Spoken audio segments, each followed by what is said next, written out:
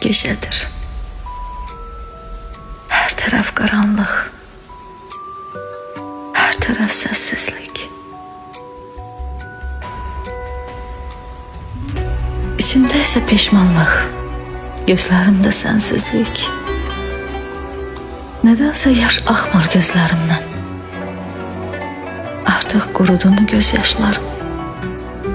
Bitti mi? Durdu mu? Yüreğim artık hiçbir şey hissetmir. İçimde boşluk, duygularımda yokluk ve tenalık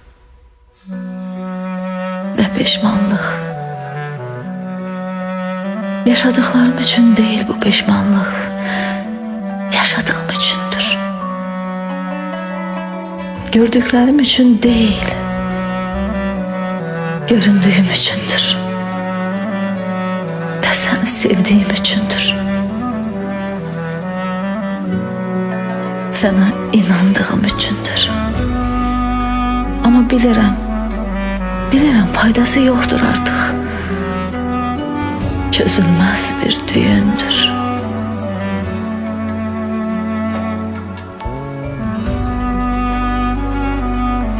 Gecedir.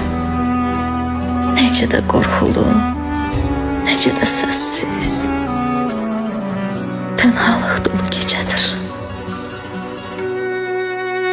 Bu gecədə kim bilir neçə körpə dünyaya gəldi, kim bilir neçə körpə dünyadan getdi.